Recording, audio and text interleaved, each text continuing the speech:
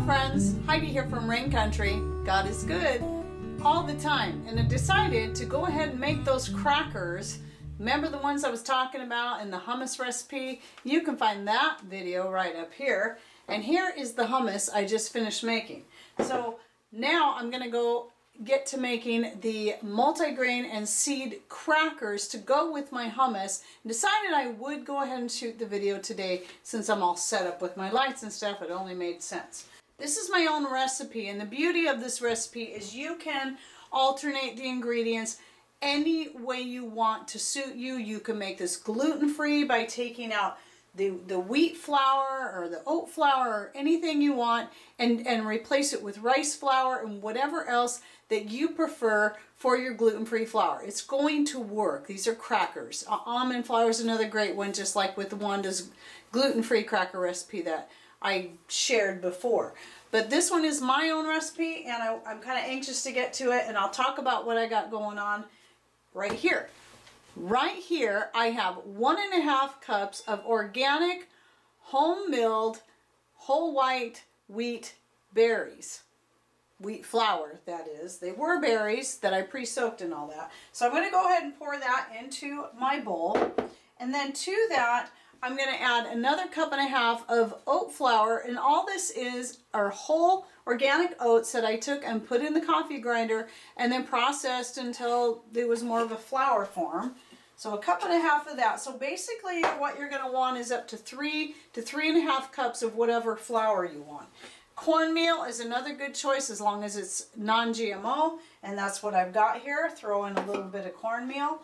And then we can get to your seeds, whatever seeds you want. Now what I did with these, this is flax seed, because I always keep my flax in its whole seed form. This is very important because flax will go rancid once it's ground up. So you should only grind it up just before you're going to use it.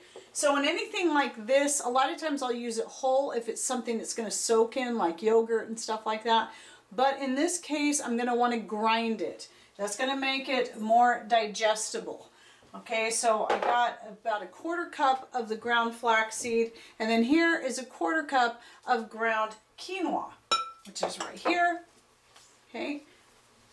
And then I'm going to add, about that much more again of some hemp seed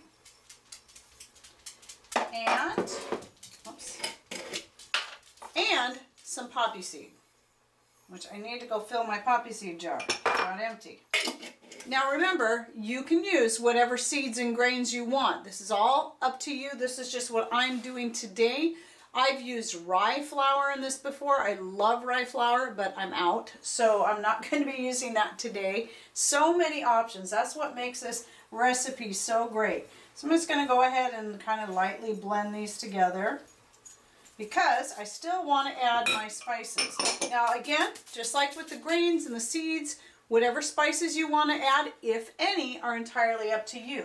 I'm going to use up to, since this is a pretty big batch, a tablespoon of my red mineral salt. Love this salt. Always link to it below. And a tablespoon of black pepper. And then also about a tablespoon of rosemary, and that again of the thyme.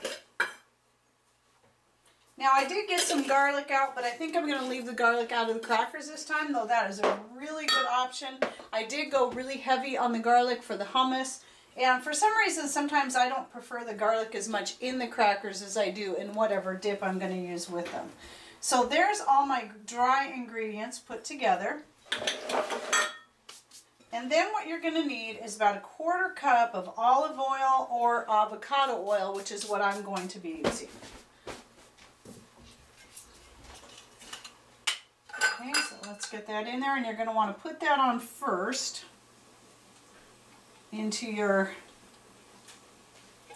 flour. Just kind of sprinkle it over the top. And then you can take a big fork or a wire whisk and blend that in. Just kind of breaking it up, just like you would mixing fat into your flours for making a pie crust or turnovers. Just kind of breaking up you don't want any big pieces. You want it broke up real small. can even take your hands. This is how I do my pie crust. And I like to rub the pieces together, rub it all together like that, because that will break that fat up in there real good. And then once you have that thoroughly blended and it all looks good, you don't have any big chunks of fat in there, then you're going to add your liquid, which is just simply water. And you're going to start with 1 cup of water and work from there. How much more you add after that is up to you, depending on how many flowers and seeds you have in there, what types of flowers and seeds you use are going to soak it up differently. So just start with 1 cup and start pouring it in there, mixing it well.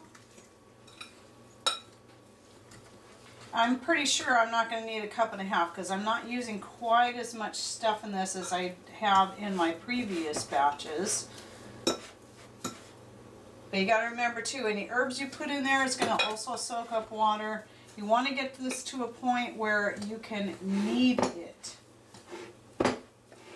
So you don't want it too sticky. You want to be able to knead it and then to roll it out. Okay, I'm going to put just a little bit more. I think that should be enough. We'll see how it feels as I get my hands in there. Okay, that should be plenty good. It still needs to blend well, but there should be plenty of liquid in there. Okay, and then you just turn it out. It's a lot like making bread in some ways. You just simply turn it out on your counter, and then you can add some flour as needed. Okay, so kneading this out a little bit. It doesn't have to be very much, mostly just to the point where you know it's sticking together real well. Okay, so now what you want to do is you want to take your dough and go ahead and by the way, I did try doing this directly on the baking sheet like I did with the other crackers, but it doesn't work as well with this particular recipe. So you're going to want to just go ahead and put a light layer of flour on your counter, and then take your rolling pin and just keep using a little bit of flour and roll it out as thin as you can. If you can get it as thin as like maybe poster board paper, that's going to be good. It's really up to you how thin you get it. The thinner you get it, the crispier your crackers are going to be. But also, the faster they're going to bake, and you're going to have to keep a very close eye on them because they will burn very easily. I don't worry too much about shape. You can get your shape however you want it. If you want perfect squares and all that, you can do that. You can cut it into squares. Just me, I don't care. It just depends on how you're wanting it to look. But it's all going to taste the same no matter how it's shaped.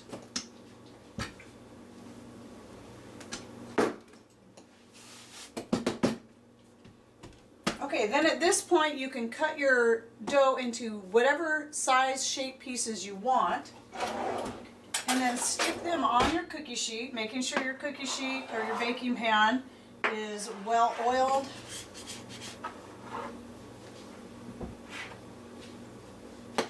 So now there's a good size and shape if you're wanting it more like a wheat thin or something like that. But me, I'm not going to worry about all that. I'm just going to stick all these funky shapes on there just as is onto my pan, big and little. But it is easiest if you cut them at least into somewhat, not too big of pieces, and then get them all onto the pan. And this is going to make several pans worth. And what I'm going to do today, since I've never actually baked these on my wood stove, I'm going to go ahead and do at least one pan in the oven, and then I'm going to try one pan on my wood stove at the same time and keep an eye on it and see how well, because I think my fire should be hot enough right now that I could do this right on there and it should be fine. Now let me move my pan over here so you can see what's going on. And we'll see how well that does, so that you guys, it's been a long time since I've actually made these crackers, which is why I've never actually tried them on my wood stove. but I want to today because I'm always about trying to see what I can bake on there and how well I can do it. All right, so what I'm going to do is I'm going to finish rolling out my crackers and putting them on the baking pans. And then if you're using a conventional oven, I can tell you this for sure, you want to preheat your oven to 450, and then you're going to bake them for 7 to 8 minutes, maybe less. Please keep a close eye on it because the thinner it is, the more it's going to burn. I say that a couple times because trust me, it will burn. And if, you know, some of these things, when they get a little too dark, they just don't taste as good as they do when they're just that right perfect golden color. So I'll be back when I've got these baked up, and I'll let you know the results of the wood stove. All right, well, I decided to bring you in here in the living room and show you how these crackers are coming. This is actually the second batch on the wood stove, and I'm really liking how it's working out. Obviously, what you got to do is flip them over, and what I found, you can see these ones here, these ones are about done. They have a nice color to them. This is the color you want on your crackers. And what I found the best thing to do is after you get them in your pan, before you put them on the wood stove, you got a good layer of your avocado oil down, or coconut oil if you prefer, on the pan. Then take either melted coconut oil or avocado oil and just brush it over the top so that when you go to flip the crackers, that'll help them brown even better on each side. So these ones are, I'm just checking them, these ones are not done yet because what I did was I just turned this pan around because the ones on this side were the ones that were back there where it's hottest, and that's why they are done first.